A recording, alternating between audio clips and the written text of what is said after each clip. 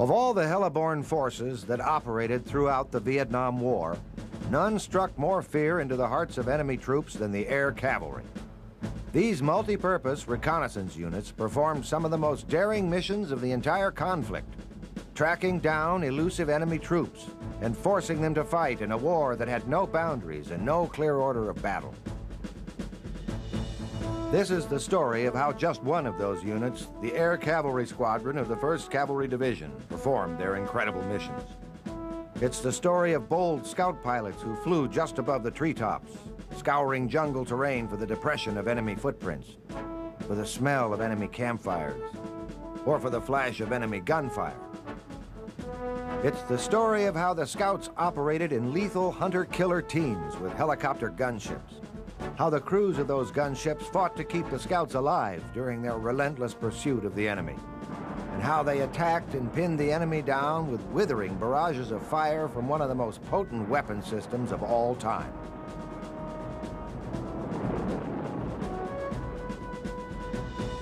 And it's the story of rifle platoons, of flight crews who hovered into thousands of hostile landing zones, braving enemy fire and unforgiving terrain, and of the small infantry units that they inserted to flush out and engage the enemy in battle.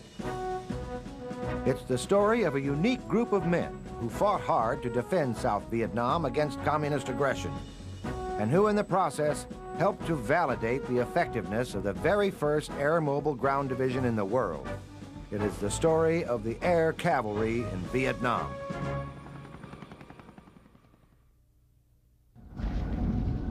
On October 14, 1964, the U.S. Army launched a massive war game known as Air Assault 2. The maneuver was a final test for the 11th Air Assault Division, an experimental unit created to evaluate the concept of Army air mobility. The first phase of the exercise called for finding, fixing, and destroying mock guerrilla elements dispersed over 6,000 square miles of terrain. Scout pilots from the division's Air Cavalry Squadron conducted low-level reconnaissance in Bell OH-13 Sioux helicopters, scouring the countryside from just above the treetops. In a remarkably short time, the guerrillas revealed their positions and the scouts radioed for reinforcements. With word that enemy forces had been sighted, sky troopers from the division piled aboard a group of Bell UH-1 Iroquois, more commonly known as Hueys. In a matter of minutes, the massive flight of choppers was lifting off the ground and maneuvering into tight formations for a dramatic airborne assault.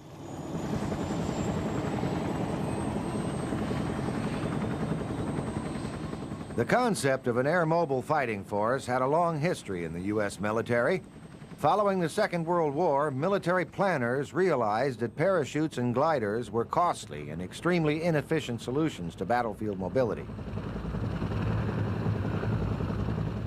During the Korean War, American commanders learned that difficult terrain and a numerically superior enemy could offset the qualitative superiority of U.S. troops in firepower. Hundreds of studies were conducted throughout the 50s and early 60s in an attempt to integrate helicopters into the combat and support functions of the Army. The culmination of these efforts was Air Assault 2, and it turned out to be a resounding success. In the first phase of the test, ground-based artillery and heavily armed Hueys paved the way for the insertion of ground forces. The guerrilla force never stood a chance against such an onslaught. For a solid month, similar maneuvers were conducted against even larger conventional forces. Regardless of the tactical situation, the division repeatedly proved that it could seek out, fix, and destroy the enemy with devastating regularity. The Air Cavalry Squadron, which performed reconnaissance and security for the division, proved to be crucial to the force's overall success.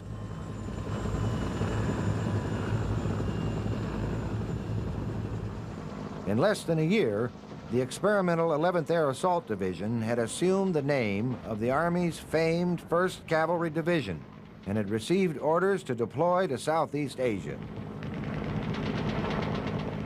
Its mission? Avert a major crisis that was developing in South Vietnam. During the summer of 1964, the Communist government of North Vietnam began deploying regular Army units toward South Vietnam. The troops were being sent to bolster the Viet Cong, who were waging a communist war of insurgency against the South Vietnamese government.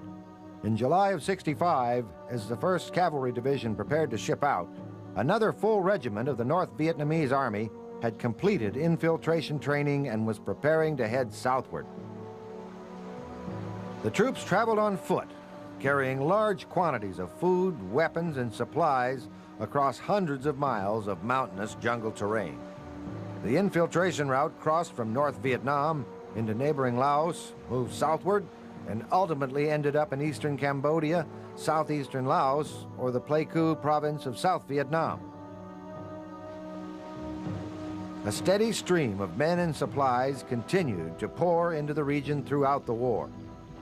Large jungle bases were created where food and equipment could be stockpiled, medical care could be administered, battle plans could be devised and even rehearsed, and weapons could be cleaned and prepared for battle. During the fall of '65, a full division of North Vietnamese troops staging from these bases launched a major offensive against South Vietnamese and U.S. installations in an area known as the Central Highlands. The objective of the offensive was to rejuvenate the communist insurgency with a major victory. Ultimately, the communists hoped to capture a provincial capital, destroy a large South Vietnamese force, and even split the country in two from the Cambodian border out to the South China Sea.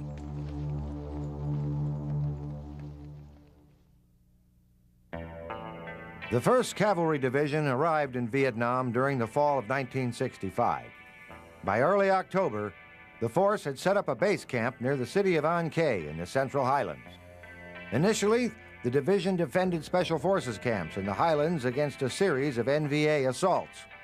By late October, the force had become embroiled in a series of violent skirmishes that came to be known as the Battle of the Ia Drang. Realizing that thousands of NVA and Viet Cong troops were mounting a massive campaign, the division launched an unlimited offensive to search out, fix, and destroy enemy forces throughout the Central Highlands. During the campaign, and in hundreds of similar operations that followed, the force relied heavily on the unique capabilities of the 1st Squadron of the 9th Cavalry, the division's Air Cavalry Squadron. The squadron was made up of 3 air cavalry troops, each of which had its own scout platoon, aerial weapons platoon, and rifle platoon. Pilots from the scout platoon formed the tip of the squadron spear, conducting low-level reconnaissance and light observation helicopters.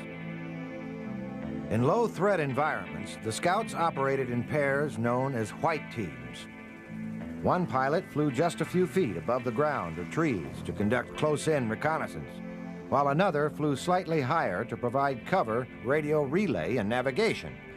Each morning, white teams launched just before dawn on first light missions to search for snipers, sappers, and other enemy forces setting up positions around the perimeter of An Khê. Throughout the day, multiple scout teams scoured more than 2,500 square miles of the Central Highlands for signs of enemy activity. A red team of 2 armed Hueys from the squadron's aerial weapons platoon often escorted the scouts into high-threat areas. The gunships were armed with up to 48 2.75-inch rockets, 4 side-mounted miniguns, and 2 door gunners. The combination of a red team's gunship and a white team's scout resulted in a pink team, the most prevalent and effective tactical combination of the squadron. Together, these hunter-killer teams bravely penetrated deep into enemy territory, probing for enemy forces and looking to start a fight. Our mission as the cavalry troop, within the cavalry squadron, the 1st Cavalry Division, was the eyes and ears of the commander. Find the enemy, locate them, fix them, and either destroy them with what we had on board. to bring artillery in or bring an Air Force in to develop the situation. And that was really key to our mission, was to find the enemy and develop the situation so that the commander could then do what he wanted to with the enemy: ignore him, suppress him, kill him, pile on with air assault troops, and then to try and fix the enemy and win that part of the fight for that part of the battlefield. Scout pilots were the critical link in the Air Cavalry's mission. While many people couldn't believe that someone was actually willing to assume such a perilous role, most scouts took tremendous pride in their work, developing incredible skills, ingenious tactics, and perhaps even a sixth sense for locating the enemy. They flew right above the treetops, and they would look down into the jungle and be like deer hunters, tracking people down, looking for indications of footprints along a road or a stream, branches being broken, fresh foliage being bent over from loads, or bicycle tracks on the dirt from guys having bicycles with rice or ammunition or rockets on board. They just had an amazing knack for telling you what was there, what might not be there. And something as small as a smoke fire or a cigarette smoke sometime in a still morning air, some guys could smell cigarette smoke and campfires. And that would help us to try and track them down. That's what the scouts did. The scouts tracked down the enemy. The NVA and Viet Cong quickly learned not to fire on the vulnerable scouts unless they were prepared to confront the wrath of a much larger force. As a result, scout crews often resorted to reconnaissance by fire, hovering in just above suspected enemy positions and spraying the area with bursts of gunfire. If an enemy force broke cover and began firing, a gunship immediately dove in to deliver a massive barrage of rockets and minigun fire. Once they shot back, you had them. You found them and you fixed them. But fixing only for a few seconds, because as soon as they shot, usually they would move away or go in the bunkers. So the scout would often come back into the area and try and upset them, get them mad, or get them to do something unexpected, something they didn't want to do. And what they never wanted to do was to stay in one place so we could put rockets on them, then put artillery on them, and then put airstrikes on them. To prevent the NVA and VC from breaking contact and fleeing into the jungle, the gunships made repeated low-level firing passes over the area. Timing was critical. If the division could commit airstrikes, artillery strikes, and ultimately ground troops rapidly, they could force the elusive communists into an unplanned battle, a situation that NVA commanders feared the most. If additional firepower or ground forces were delayed, even by a few minutes, the enemy force often vanished without a trace, and the opportunity to engage was lost. In these situations, the Pink Team, and indeed the entire division, relied heavily on a third component of the Air Cavalry troop, the bold and courageous men of the Rifle Platoon.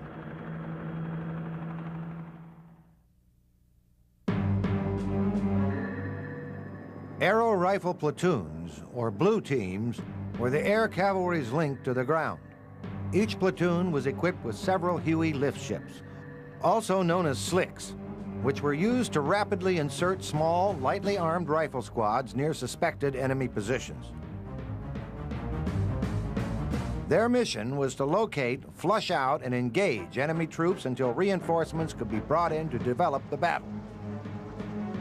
Every insertion was filled with uncertainty and danger. Landing zones, or LZs, were often nothing more than small clearings in the jungle. Merely bringing a chopper into low hover in the rough, unforgiving terrain of the highlands taxed even the most accomplished flight crews. To make matters worse, enemy forces frequently booby-trapped potential LZs or established ambushes in the dense jungle perimeter.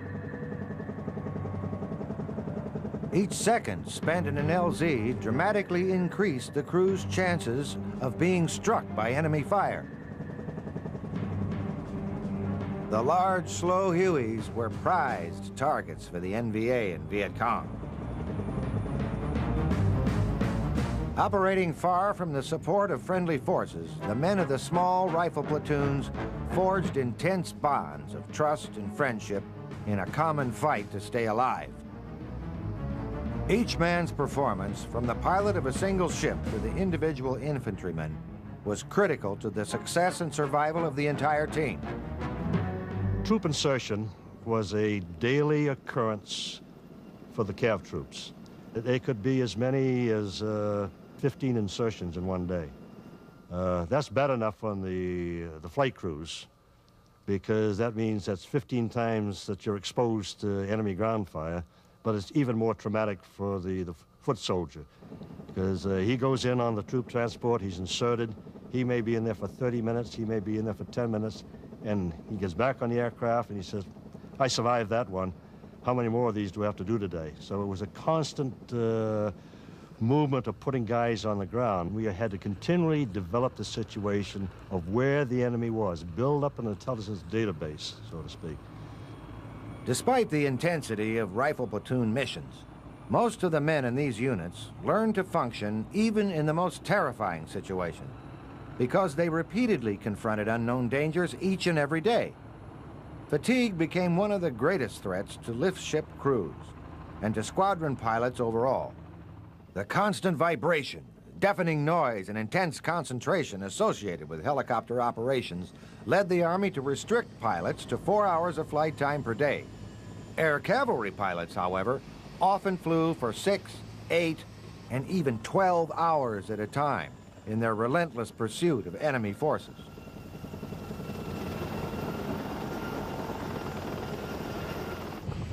Blue teams normally operated with the scouts and gunships of a pink team and what became known as a purple team.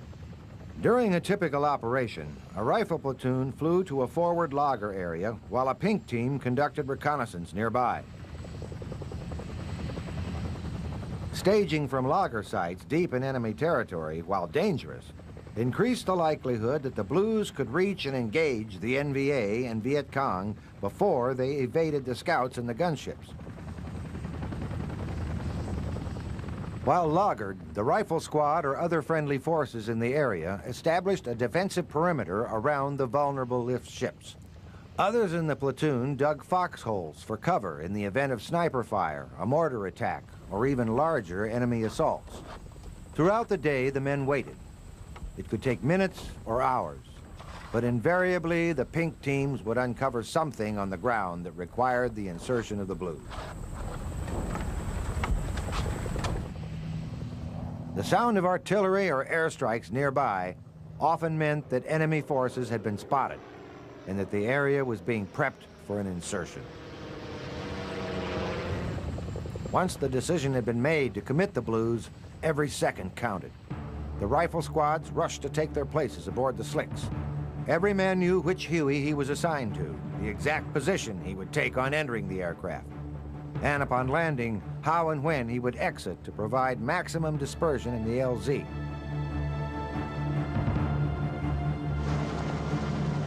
The flight crews were equally well coordinated. Each crew knew when they were to lift off, the type of formation they were to fly in, their exact position in that formation, and how, when, and where they were to set down in the LZ.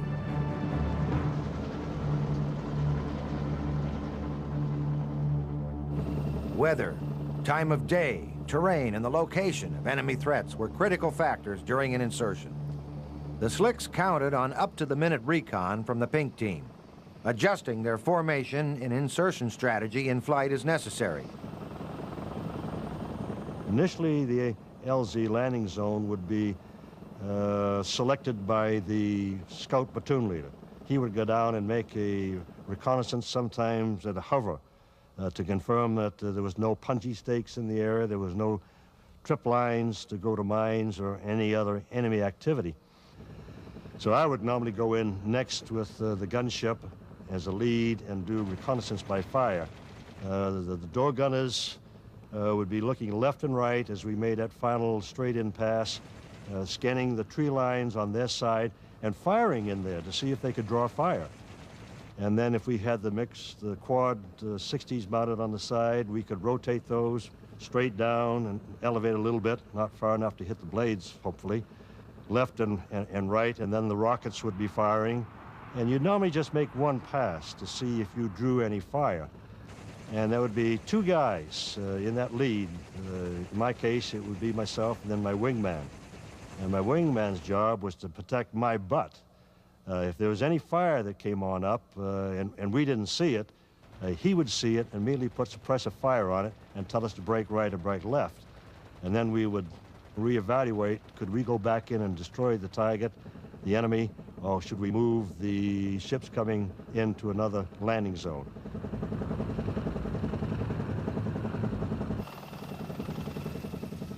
So then the sequence would roll in, and we would go into a daisy chain on both sides.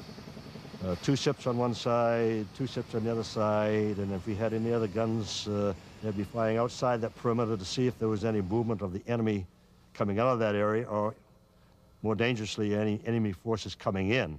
And then we, the guns, and the scouts would remain circling that area, continually making passes, and if they made contact, they immediately gained radio contact with us through smoke. From the smoke, they'd give us a direction of the enemy, and then we'd roll in and fire our rockets or machine guns. Now, when I say we fired rockets and machine guns, we would never start firing until we were within 700 meters. Rocket, by nature, was never designed to be used for close air support, but we did that because we had the confidence in our people, and we knew exactly how close we could get. There were occasions that we fired within 20 meters of our soldiers.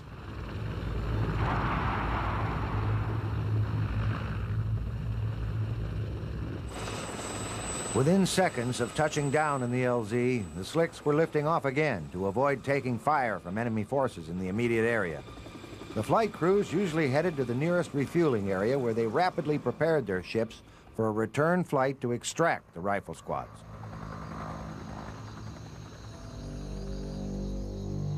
In many instances, the Blues were in contact from the minute they set down in the LZ. In others, they met with absolutely no resistance. Even when no contact was made, the troops still performed a critical mission for the division as they searched for signs of enemy activity. NVA and Viet Cong troops were lightly equipped so that they could move more quickly. To support offensive campaigns, the Communists stashed weapons, ammunition, and other supplies ahead of time in hamlets, tunnels, or along jungle trails.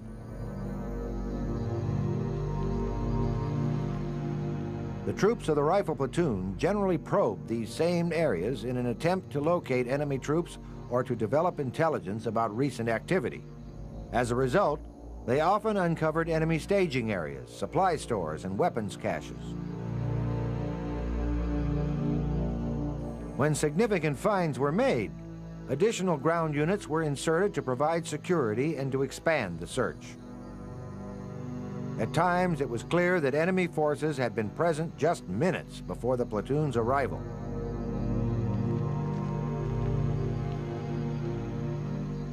Developing intelligence was a critical component of the rifle platoon's mission. Hamlets, bunkers, and the surrounding terrain were thoroughly searched for maps, battle plans, or any other documents that might provide an indication of enemy strength and objectives.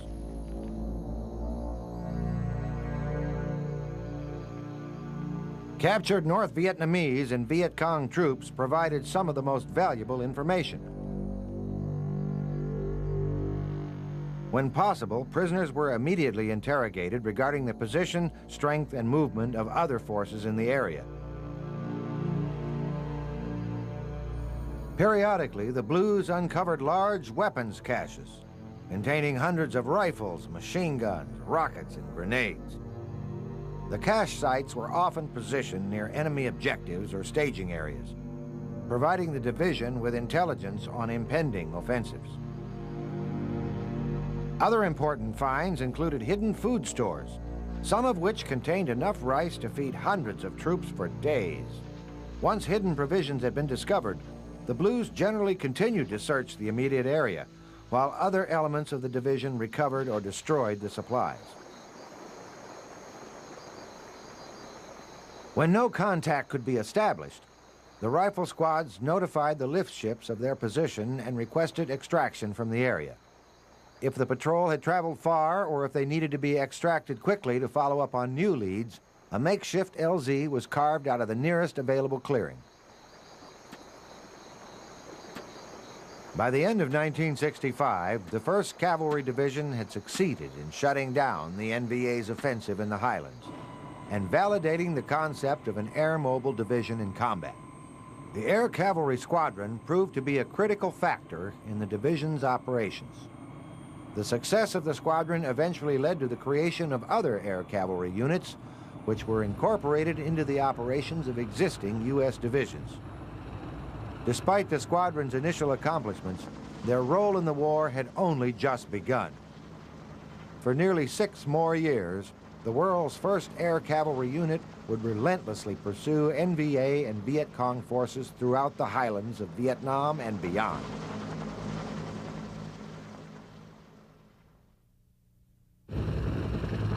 Air cavalry reconnaissance missions were inherently unpredictable. Every man in the squadron knew that they could stumble into a major battle at any time. That, in fact, was their goal. On March 30th, 1966, that's exactly what happened as the 1st of the 9th returned to patrol the western edges of the Central Highlands. We were back in the area working, trying to develop some additional indications, intelligence-wise, about enemy movements coming in, because they're always coming across that Cambodia border. No matter what the State Department said, the Secretary of Defense, or President Johnson said, it was a major staging area on the other side of that Cambodia border. A pink team working the area had fired on suspected enemy positions, but was unable to draw return fire. Air Force fighters conducted low-level bombing runs, but also received nothing in return. Suspecting that a well-trained enemy element was in the vicinity, Squadron Command ordered a rifle platoon in to develop the situation on the ground. Captain Dave Allen, commander of the squadron's air weapons platoon, requested additional airstrikes in response to concerns about enemy threats in the area. Fearing that further delay could result in a lost opportunity to engage the enemy, the request was denied and the decision was made to insert the Blues. Captain Allen and his pilot, Dave Fields, led the gunships of the weapons platoon as they escorted the lift ships into the area. I think all of us, and even more so in retrospect as you remember these things, you had this uneasy feeling that this was not going to be a normal type mission. We went out there, we put the infantry on the ground the same way we did other insertions. The scouts made the low-level recon, picked out the landing zone. The lift birds started coming in along final, either in trail or in a staggered formation, preceded by the guns. We reconned by fire, and I will be damned we didn't draw a bit of fire out of that landing zone.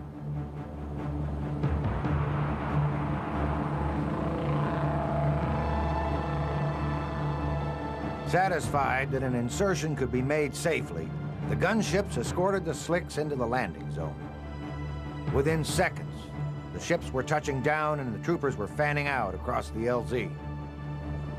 Circling above, the gunships continued to monitor the platoon's progress, ready to lay down a barrage of suppressive fire at the first sign of trouble. Moments later, the slicks were lifting off again, and the platoon was left to scour the area for signs of enemy activity. 10 minutes had gone by, and the guys on the ground said, "We've got a prisoner, NVA prisoner." Yes, the NVA prisoner tells us that there are 1,000 soldiers who were surrounded. Decision was made to get our ass out of there. Lift ships have gone in the wrong direction. Gunships are down to half their load. No artillery is capable to get in there. Air Force is not available. And it turned into a major battle in which we lost people and aircraft. You get down to the point that in a matter of 30 to 45 minutes, it was all over. We lost a lift ship in the LZ, was shot down and crashed right in front of me. Another lift ship took off, had the controls shot out, both pilots. One was blinded. The other one was hit in the shoulders and the arms and was incapacitated. Crew chief was able to fly the aircraft back about 10 or 15 miles with no hydraulics, no flying experience. A young soldier just in the heat of battle knew what he had to do and pulled back the incapacitated pilot, got in the seat and flew the aircraft. I lost 2 gunships. We recovered our own crews. We lost an additional lift ship trying to get out the remaining guys. And the word was, you know, just cut our losses, lick our wounds, and wait till we get some reinforcements to come in here. The last runs with our gunships was no ammunition. We had sea ration cans full of food. We had submachine guns. I had a submachine gun in my lap. I had a .38 caliber strapped to my waist. And on our last two passes, that's what we used. We were throwing sea ration cans out the window at the enemy. I had a M5 system on the front of the aircraft, the only one on the troop. I carried 150 rounds in that, and it was rapidly expended. And you knew that your ass was hanging out on a limb, that you were going to get shot down, and you saw guys in front of you just get aircraft completely blow on up and people's bodies being thrown out of the thing. But you also knew that you were being paid to provide that organization with firepower. And when they crashed, it was your responsibility to the last moment, to do the best you could to get them out of there. And we all did. We were terrified. And I can remember when that thing started to unfold and we had no more ammunition, and I turned to Dave, I said, get out your .38. I got mine on my side, and sea rations were going back in. And he said, is anybody going to follow us? And I said, Dave, I don't give a damn. It's you and I, but those guys are going to follow us. I know it. So I got on the radio and called. And even to this day, I can hear my voice, which is several octaves higher, and sounded as if I had cotton in my mouth. And all I got in return was, Roger, Red, we're behind you. And they went right on in there and took their licks. But there were decisions made in that as to, do we go back in? Do we put ourselves on the line? And there are no heroes in situations like that. You react because of your training. And we were a well-trained unit. Fire support from the gunships succeeded in keeping pressure off the beleaguered rifle platoon and prevented a major disaster. Additional elements were eventually brought in to relieve the force, but by the following morning, the battle was clearly over. In a pattern that became all too familiar, the North Vietnamese had broken contact and retreated during the night. By early 1966, the NVA had felt the barbs of the air cavalry enough times to learn that scouts, gunships, and rifle platoons were just the tip of the iceberg. If any one of these elements compromised an NVA position, they realized that an avalanche of troops would soon be piled into the area to engage them in battle. An intensive search was mounted for enemy combat elements, but virtually none could be found. Some light resistance was encountered. However, it was evident that the main body of the force was probably miles from the area and had likely crossed back into Cambodia, well beyond the reach of U.S. forces. The cavalry troopers had undoubtedly inflicted heavy damage on the NVA. Some have estimated that hundreds of enemy troops were killed or wounded. However, the exact number of enemy casualties in this and many other engagements would never be known. NVA and Viet Cong forces regularly took enormous risks to sanitize battle areas as they withdrew, removing most of their dead and wounded and any weapons or supplies before U.S. troops could arrive. Some of these risks were taken out of respect for the dead and a desire to save the wounded. Others were taken as part of a well-orchestrated plan to erode political support for the war effort by eliminating evidence from successful Allied operations. The March 30th battle was largely the result of chance, or what was typically known in the Air Cavalry Squadron as a meeting engagement, rather than an outright enemy ambush. The NVA and Viet Cong knew that cavalry units were always out looking for them. The Communists made every effort to conceal their positions and to maintain strict fire discipline. At the same time, they were always prepared to unleash a powerful attack against the cavalry if discovered. The men of the rifle platoons often paid most dearly for this. Most of their casualties were taken during the last critical moments of an insertion, as the slicks were touching down, when the enemy became certain that their positions were in jeopardy. However, without the troopers' courageous efforts to develop the situation on the ground, many large NVA operations may have remained unchallenged and resulted in even greater losses for U.S. and Allied forces throughout Vietnam.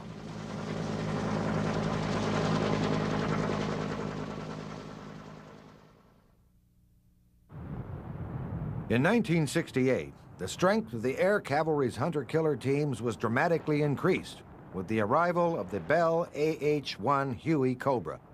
The Cobra, which rapidly replaced the cavalry's modified Huey gunships, was the world's first helicopter designed specifically for armed combat. These powerful, highly maneuverable attack birds could carry up to 52 rockets in side-mounted pods and were equipped with a rotating chin turret that housed a combination of grenade launchers and miniguns.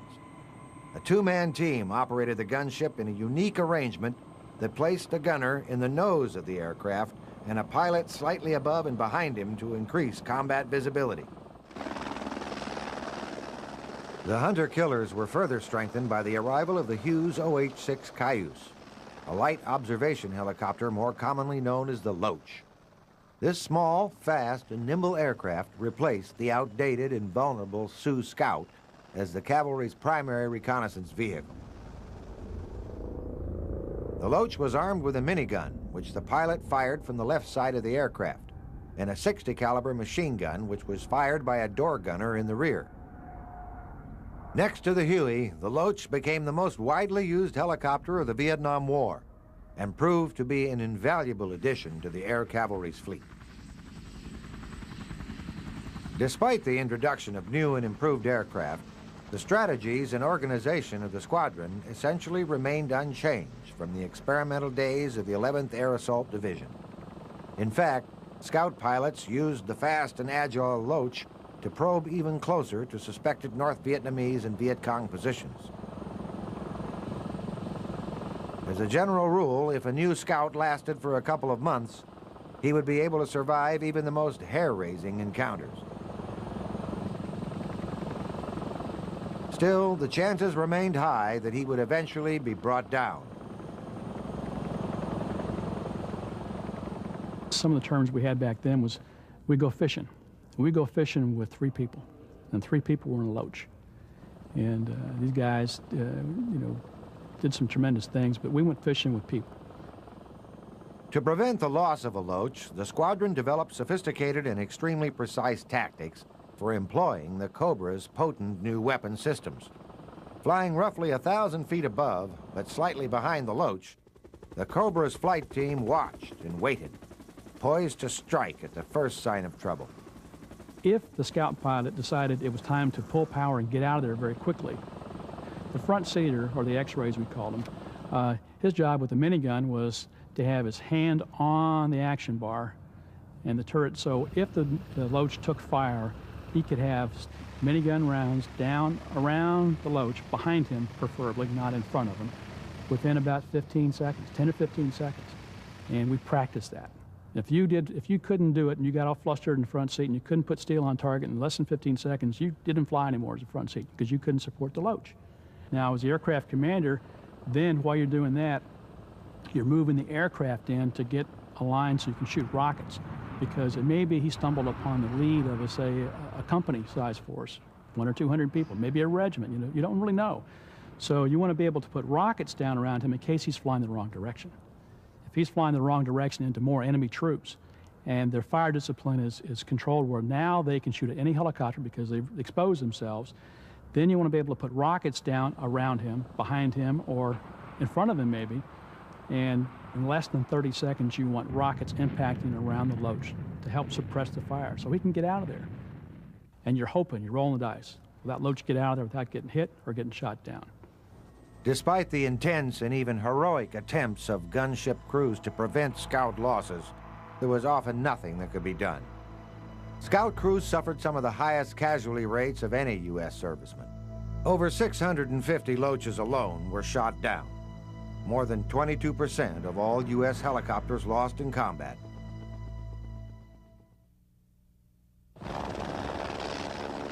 Losing a scout crew was perhaps the worst fear of a gunship pilot flying in the Air Cavalry Squadron.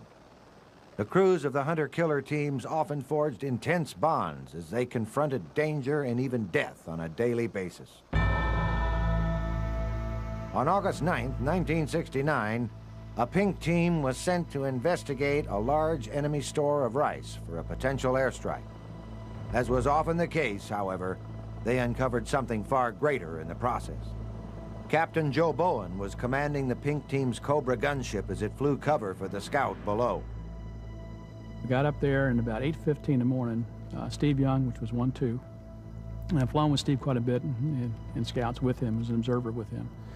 And he's checking out the rice, and it's a lot of rice, and yes, it's good for an airstrike.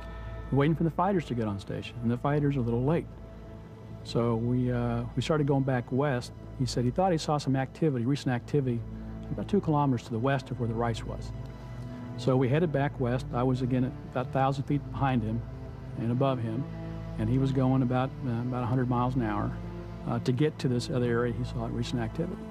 And all of a sudden, all around him, both sides of him, it was just flashes, muzzle flashes. And he got off one call. Said, 1-2 taking fire, going down, going down. And he immediately tumbled and blew up, and I'm right behind him. Just couldn't believe that it happened. Called a mayday, down bird. I'm going down.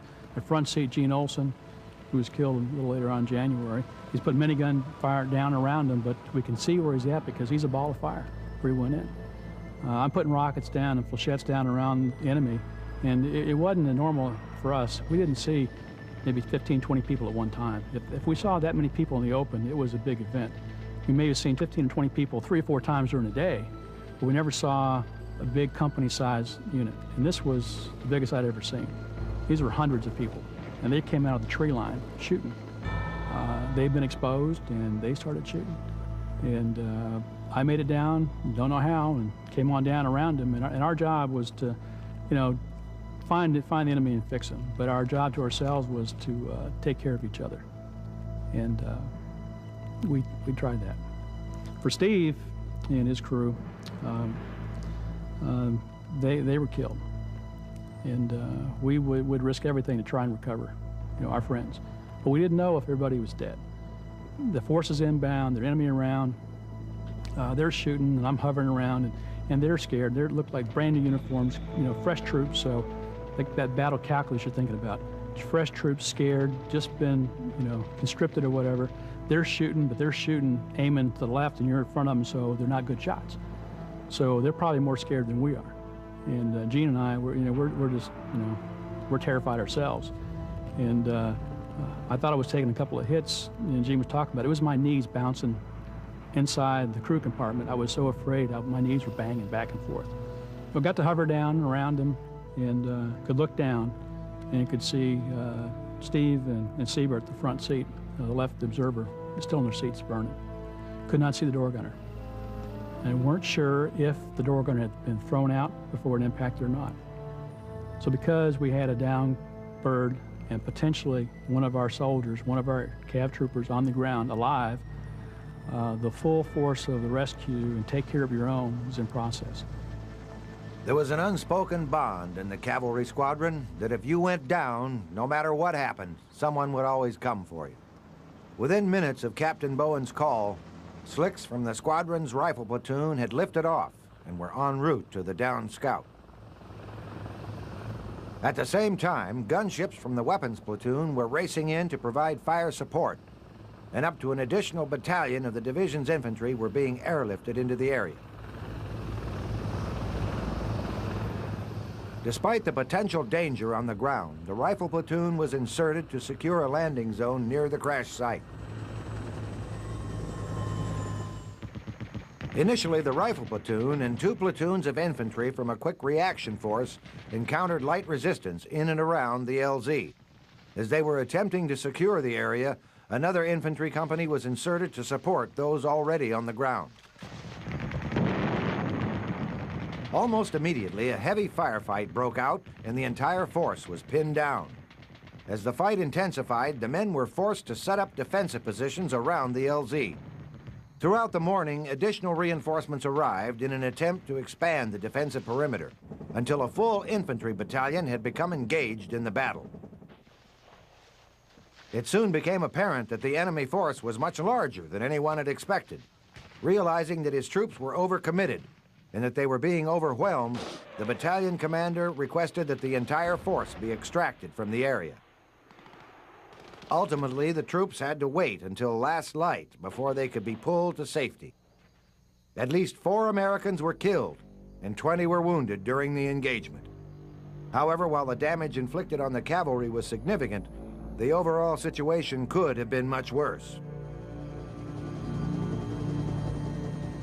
Because of the battle, American commanders were alerted to the fact that at least an entire NVA regiment had crossed the Cambodian border and was preparing for a major offensive. The following night, a series of massive attacks were launched against Allied installations nearby. Until the cavalry's engagement, few knew that an enemy force of that size was operating anywhere near the area, let alone that one was mounting a large-scale offensive. While the battle itself was not characteristic of most cavalry operations, many critical elements of the incident were. A scout crew's courageous and skillful attempts to locate the enemy prompted the entire engagement. The willingness of squadron troopers to risk everything to recover downed comrades developed the situation on the ground. The speed and flexibility of the entire force in responding to changing conditions produced an all-out battle with the NVA. In the end, the squadron's initial contact provided Allied forces with enough warning to prepare for the enemy's offensive, possibly preventing a major disaster and saving dozens, if not hundreds, of lives.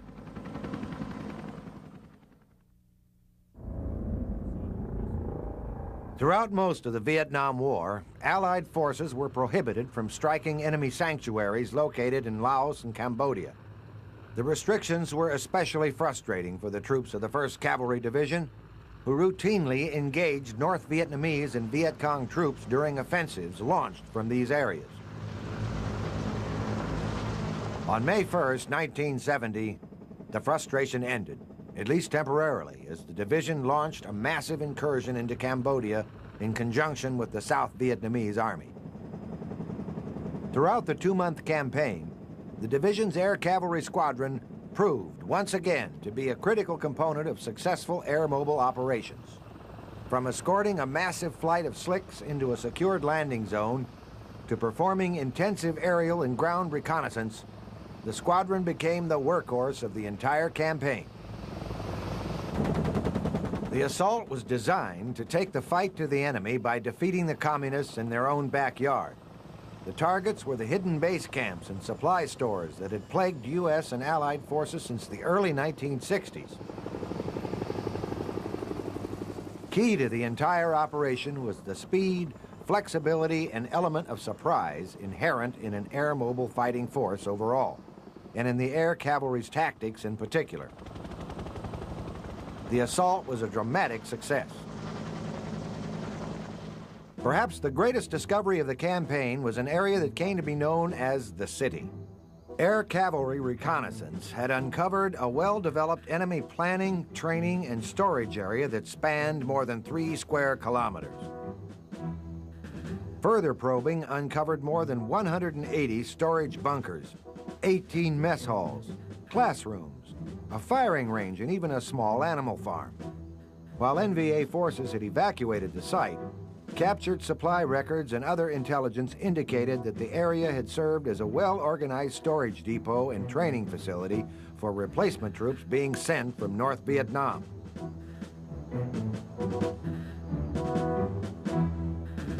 Supplies captured from this cache site alone included more than 1,500 infantry and anti-aircraft guns, 2 million rounds of ammunition, 58,000 pounds of plastic explosives, 22 cases of anti-personnel mines, thousands of grenades and mortars, and nearly 30 tons of rice.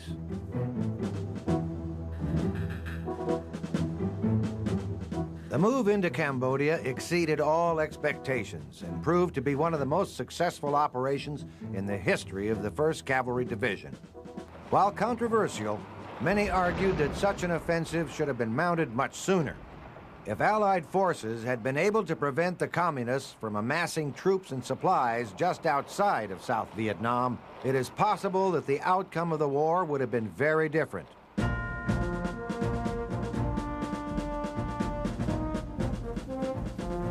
Throughout the Cambodian campaign in in the entire Vietnam War, the 1st Cavalry Division repeatedly demonstrated the potency of air mobility, redefining the capabilities of conventional ground forces forever.